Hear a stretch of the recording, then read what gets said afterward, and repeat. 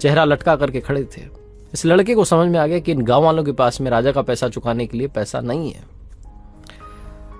शाम का वक्त था, लकड़ियां जल रही थी, सर्दी का वक्त था, अलाव लगा हुआ था। इस लड़के ने कहा कि सुनिए, आप सबका लोन जो है भूल जाइए, आपको राजा को पैसा देना ही नहीं है। जैसे इसने बोला वो गांव वाले शॉक्ड थे कि क्या बोल दिया, हमारा लोन हमें देना नहीं है, पैसा वापस, माफ कर दिया। लेकिन फिर उनके माइंड में आया कि कागज तो अभी बाकी है, जिस कागज पर हमारे अंगूठे लगे हुए हैं, राजा ये फिर से कागज लेकर के किसी और को भेजेगा, वो हमसे पैसे लेकर के जाएगा। ये सब उनके माइंड में चल रहा था। ये लड़का जो था, इसने वो कागज उठाया और जाकर के आग में डाल दिया। वो कागज ही जल गया जिस पर गांव वालों के अंगूठे के निशान थे, जिससे कि मालूम चलता कि इन्होंने उधार ली थी। गांव वालों के चेहरे जो थे अब खुशी में झूमने लगे, वो नाचने लगे। उन्होंने कहा क्या बात है, आपने तो वाकई में लोन माफ कर दिया।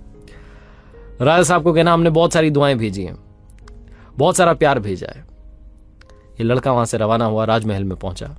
राजा से कहा कि गांव वाले आपको लोन नहीं चुका पाएंगे, उनके पास में पैसा नहीं है।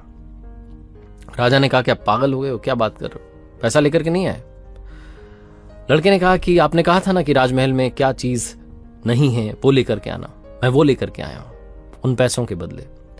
राजा ने पूछा कि क्या नहीं है, तो इस लड़के ने कहा कि दुआएं नहीं है, प्यार नहीं है, आशीर्वाद नहीं है, बस वही आपके लिए उन गांव वालों का आशीर्वाद लेकर के आया हूं। राजा समझदार था, कुछ नहीं बोला, चुप रहा। कुछ दिनों के बाद में इस राजा पर दूसरे राजाओं ने मिलकर के अटैक किया। इतना भयंकर आक्रमण था कि इसे अपनी जान बचा करके भागना पड़ा।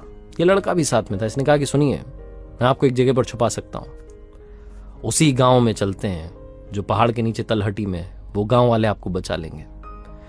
गांव में संदेश भेजा गया, राजा को, उसके परिवार को लेकर के लड़का वहां पहुंचा। गांव वालों ने स्वागत की तैयारी की, राजा साहब को वहां पर रखा।